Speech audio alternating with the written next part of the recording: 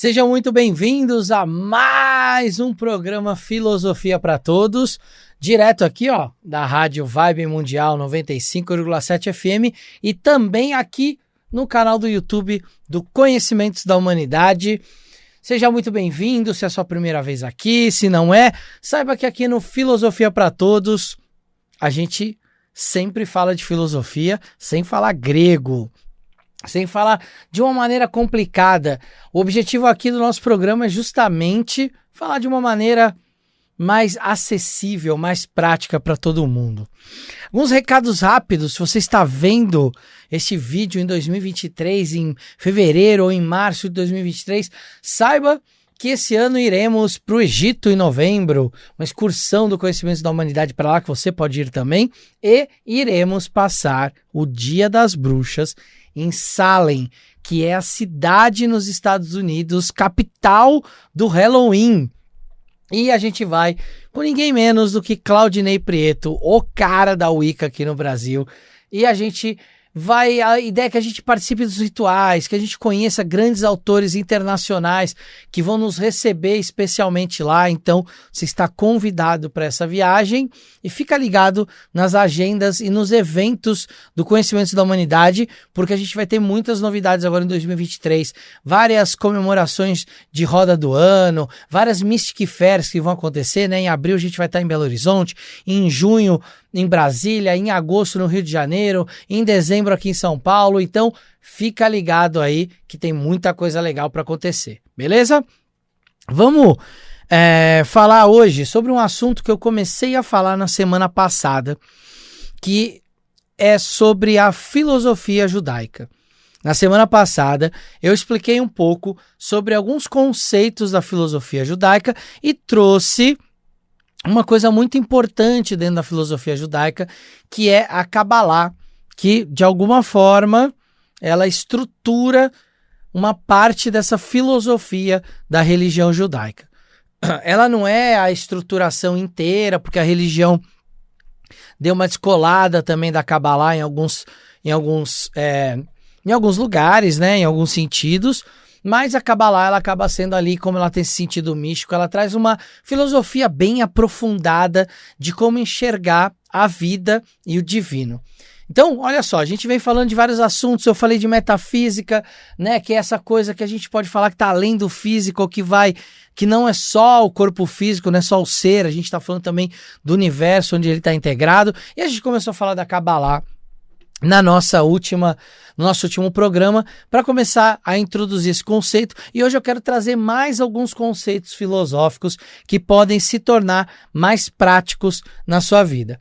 Eu dei exemplos, então, no último programa, de como a gente pode usar, por exemplo, a Kabbalah para construir um roteiro de cinema, uma questão de um mito único, né? Aquele monomito que dá origem aos roteiros, principalmente de filmes onde a gente tem um herói, uma heroína que precisa vencer um vilão, enfim.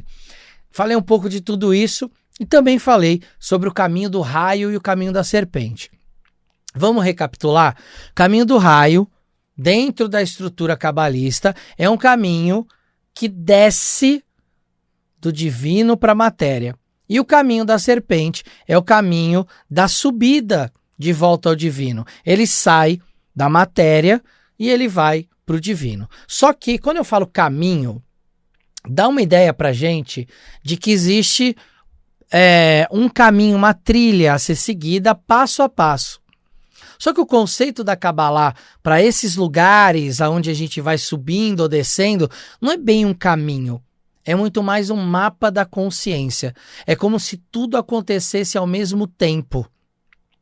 Então, quando eu falo assim, estou pensando em algo, imaginando algo, sentindo algo, fazendo algo, está tudo acontecendo ao mesmo tempo.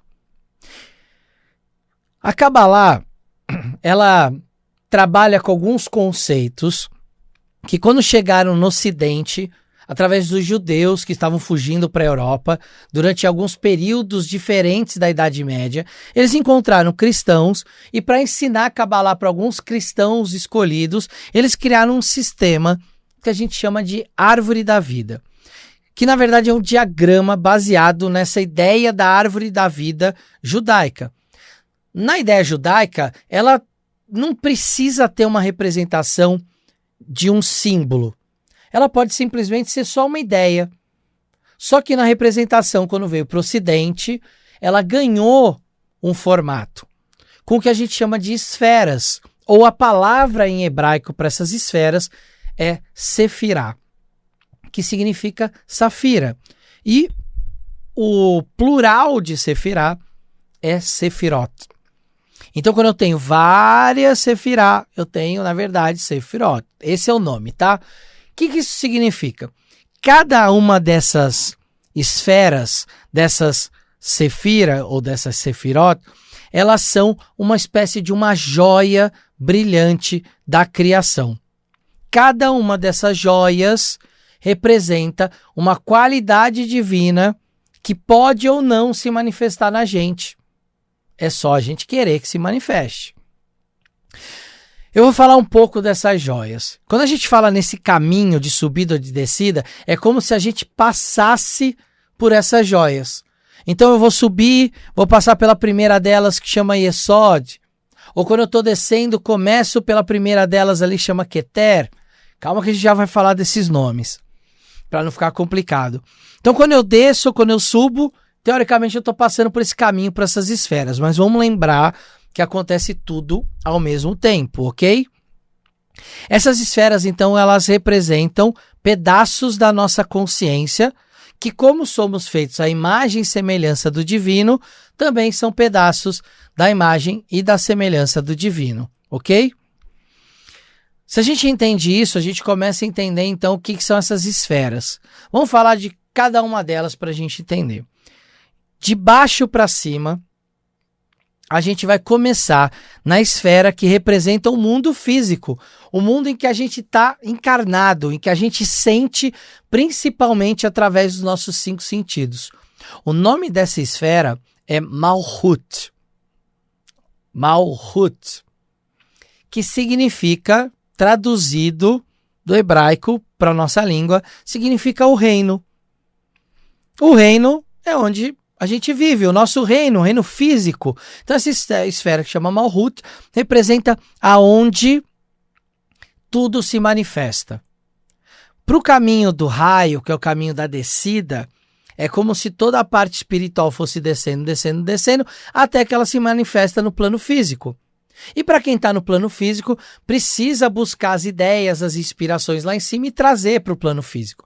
Até quem está no plano físico e faz o caminho da serpente para subir de volta ao divino, precisa ter a sua base na matéria, precisa sentir as coisas, precisa aprender, precisa trazer o conhecimento. Então essa esfera de Malhut, que significa o reino, ela é o planeta Terra, onde a gente vive, onde a gente percebe todas as coisas pelos nossos 5 sentidos, ok? A próxima esfera, nesse diagrama da árvore da vida, é uma esfera que se chama Yesod. E esse Sod, ele significa, dentro da linguagem mística hebraica, enxergar além da literalidade. Então, Yesod é uma esfera, uma sefira, que representa tudo aquilo que está além dos nossos 5 sentidos. É um lugar, então, em que a gente tem as nossas intuições. É onde muitas vezes as nossas ideias, nossos sentimentos ganham forma para serem expressos.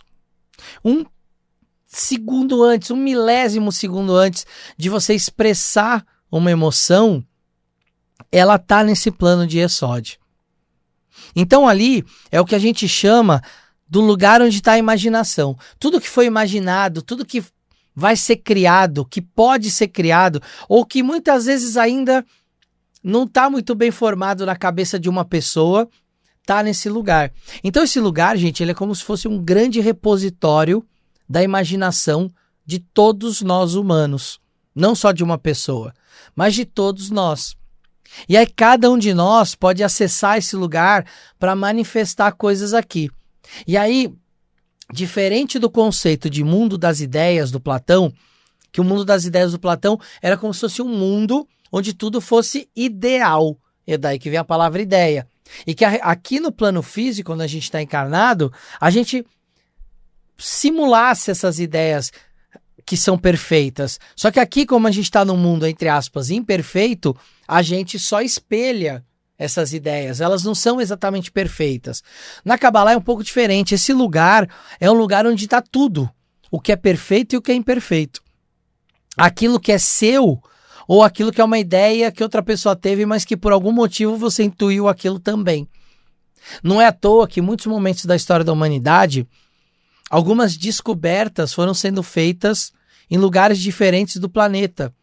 Como, por exemplo, a ferradura, como, por exemplo, a agricultura. Essas coisas começaram a aparecer em pontos diferentes do planeta e todo mundo. Mas como será que isso apareceu? Porque, de alguma forma, esse entendimento do que está por trás, o que não é óbvio da matéria, o que vai além dos nossos 5 sentidos, está em Yesod. Então, se eu entendo Yesod, que é a esfera do iniciado, todos aqueles são iniciados em uma tradição, eles são levados ao acesso de um segredo, de que existe muito mais além da matéria, todos esses, então, conhecem o que é o conceito de Yesod. A próxima esfera chama Hod. Hod é uma esfera que tem a ligação com dar a forma às coisas. Então, por exemplo, quando eu estou com raiva e eu xingo alguém, o meu xingamento é a forma pela qual eu expressei minha raiva. Percebe, então, que existe um instinto, uma animação, algo que vem de dentro de mim e eu dou uma forma para aquilo. Um professor é alguém muito bom de entender essa esfera, porque ele pega conceitos complicados, ideias complicadas e até emoções complicadas, poesias complicadas, e esse professor, ele traduz isso em palavras, traduz um conceito que possa ser explicado. Então essa é uma esfera também de traduzir as coisas de uma maneira inteligível para todo mundo, de dar uma forma adequada para aquilo. Uma forma adequada, muitas vezes, para as nossas emoções, como eu as expresso de maneira mais adequada para a situação onde eu estou inserido. Ninguém vai num velório ficar contando piada e dando risada, ao mesmo tempo que ninguém está no show de comédia para ficar chorando em luto. A gente adequa as nossas emoções, a gente dá forma para as nossas emoções, e essa esfera de Hod, que significa glória em hebraico, é a esfera que trabalha essa energia, ok? A próxima esfera chama Netzach, que significa em hebraico vitória. E essa é a esfera que tem ligação com a animação, com as emoções, com os desejos, com as intuições, com os instintos. Lembra que eu falei que Hod é a esfera que tem a forma para receber as animações? Netzach é a esfera que entrega essas animações. Então essas duas esferas, elas trabalham muito em conjunto.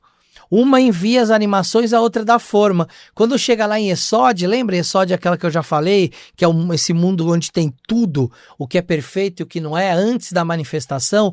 Yesod então já recebe a forma com a animação adequada. Então Netzach é uma esfera das artes, das emoções, das pinturas, da poesia, de tudo isso que traz uma animação, um amor, alguma coisa assim que te inspira nesse sentido emocional. Enquanto o Hod dá essa forma. Então, por exemplo, um poeta, para ele conseguir fazer uma boa poesia, ele tem que estar animado, ele tem que estar imbuído dessa energia de Netzach. Só que se ele não conseguir dar uma forma para aquilo, ou seja, se ele não conseguir usar também a energia de Hod, a poesia dele vai ficar sem forma. Vai ficar uma poesia que ninguém vai entender o que ele quis expressar emocionalmente. E quando eu digo ninguém vai conseguir entender, eu não estou nem dizendo que tem que ter um entendimento único, porque muitas vezes o poeta ele faz a poesia para que as pessoas leiam e cada uma sinta o que ela quiser. Mas o fato de alguém conseguir sentir o que ele quer passa através de uma linguagem que desperta isso na pessoa.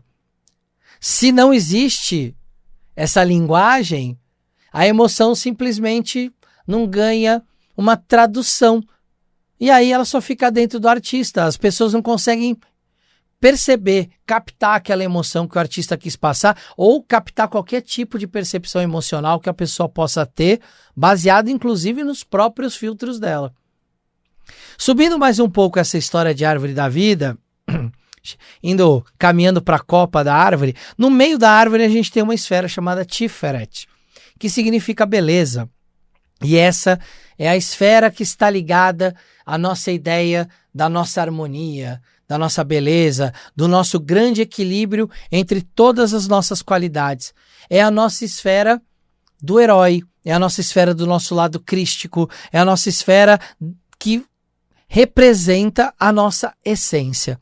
Aquilo que, tirando todas as cascas sociais que a gente às vezes coloca para poder viver em certas situações, Tiferet é a esfera que representa você no seu âmago. E mais do que isso, tá, gente? Não é só uma questão psicológica só de quem é você, é uma questão divina. Tiferet representa a percepção ou a autopercepção de como a sua centelha divina se manifesta dentro de todos os planos, não só do plano físico. Então é uma esfera muitas vezes muito buscada para ser compreendida, porque, por exemplo, dentro da história de Cristo, Cristo se torna Tiferet. Ele vai, se sacrifica na cruz, né? Que é o símbolo dos 4 elementos. A cruz tem os 4 braços e ele se sacrifica ali nos 4 elementos para vencer o mundo físico e mostrar que a essência vai muito além do mundo físico. E aí dentro da história cristã ele ressuscita, né, com a própria carne para mostrar que ele venceu o mundo. E ele fala isso, eu venci o mundo. Depois dessa esfera a gente tem uma esfera chamada Geburah ou Gevurah, que significa rigor. Dentro do conceito de árvore da vida, a gente vai ter esferas que são expansivas e esferas que são restritivas. Rod, como eu já falei, não é a esfera da forma, então ela é restritiva. Enquanto Netzach não é das emoções, das animações, então é uma esfera expansiva. Já Yesod, que equilibra essas duas forças, e Tiferet, que é a esfera da beleza, da harmonia, do equilíbrio, são esferas do pilar do meio. Elas equilibram essas energias de expansão e restrição. Gevurah, então, é o rigor. É uma esfera extremamente restritiva, mas ela nos ensina que a restrição é boa, que aparar excessos, que focar a sua vontade, que colocar foco naquilo que você quer, pode ser muito importante. E que muitas vezes a gente tem que fazer escolhas difíceis pensando no bem maior. Escolhas, inclusive, às vezes de cortar na nossa própria carne para que as coisas possam acontecer, metaforicamente falando, ok, gente? Vai entender isso literalmente. Depois de Gevurah, a outra esfera que está do lado ali de Gevurah, fazendo esse par nesse momento, mas que aí já é uma esfera expansiva, se chama Hesed, que significa misericórdia. Então, uma esfera extremamente expansiva, uma esfera que fala de misericórdia, uma esfera que fala do bem de todos. Enquanto Gevurah está falando do bem maior, Gevurah sacrifica aquilo que não serve, aquilo que é menor, em prol do bem maior. Já Hesed tem uma ideia, essa ideia da misericórdia, filosoficamente falando, dentro da Kabbalah, é como se você fosse o rei de um reino e você se preocupasse que cada súdito seu pudesse manifestar a sua essência. Gevurah, ele é prático nesse sentido. Não, aqueles que não estão manifestando estão causando desarmonia no reino. Eu vou cortar, eu vou matar, eu vou expulsar, eu vou exilar, eu vou tirar, porque essas pessoas não estão a fim de se harmonizarem com o reino. Hesed não, vamos tentar harmonizar todo mundo. E tem hora que dá para harmonizar todo mundo, tem hora que não dá, tem hora que você tem que ser focado, tem hora que você tem que cortar aquilo que não serve mesmo. Então essas duas esferas nos ensinam a buscar um dos caminhos. Tiferet é o equilíbrio entre as duas esferas, mas em determinadas situações eu tenho que usar a energia de misericórdia ou a energia de rigor, ok? Subindo mais um pouco a árvore da vida, a gente chega numa esfera chamada Binah. Binah, a grande mãe, a grande restrição. Binah significa inteligência. E a inteligência, ela é algo restritivo, porque a inteligência, ela pega as informações e ela torna aquilo inteligível, você se torna inteligente. Então restringe aquilo a algo prático. Binah também, filosoficamente, na Kabbalah, como é a grande mãe, a energia da grande mãe, ela também é aquela que dá a vida, porque é a partir dela que tudo nasce, E a partir do momento que ela dá vida, ela também está te entregando de presente a morte. Porque ela é a esfera do tempo. E o tempo de cada coisa é finito. Essa esfera é a mãe da restrição na Kabbalah. É o topo do pilar da restrição. Ela restringe tudo que chega nela a uma coisa única, para que aquela verdade possa se manifestar. É um aspecto seu, talvez, de quando tá todo mundo falando o que você tem que fazer, o que você tem que fazer, o que você tem que fazer, e um monte de gente dando pitaco na sua vida, você para nesse momento e fala assim, não, é isso aqui que eu vou fazer. E esquece o resto. Nem lembra do resto. Foca naquilo que você precisa fazer e vai atrás daquilo. A esfera que está do outro lado, no outro pilar, no pilar da expansão, se chama Hokmah, que significa sabedoria. A sabedoria, ela é diferente da inteligência, que é algo organizado, inteligível. A sabedoria é aquela coisa que parece que vem como uma intuição.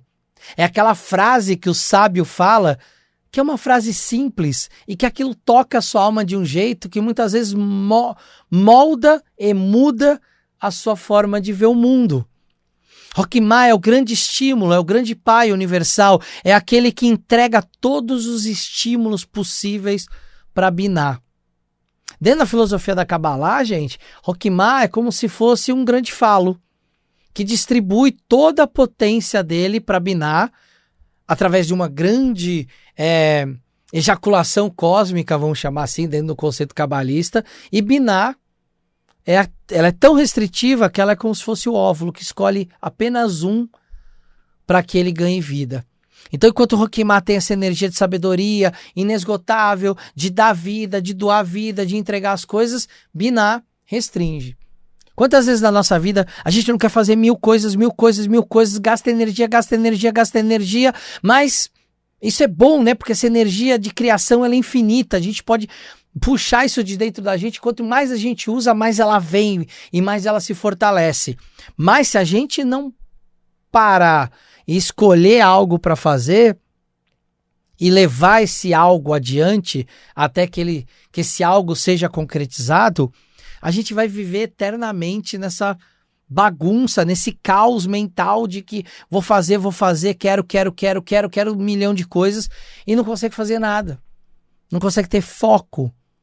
Então essa dinâmica entre Hokmah e Binah, né, entre a sabedoria e a inteligência, é uma dinâmica para construir um conhecimento prático.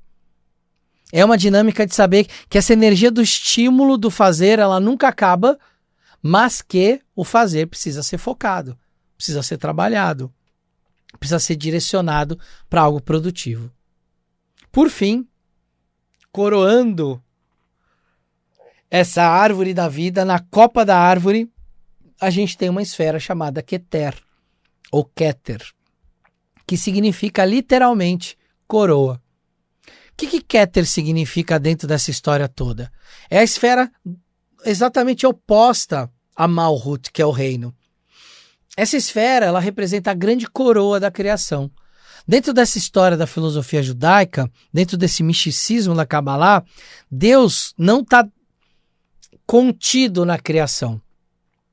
Ele está além da criação. A criação é um aspecto que ele criou.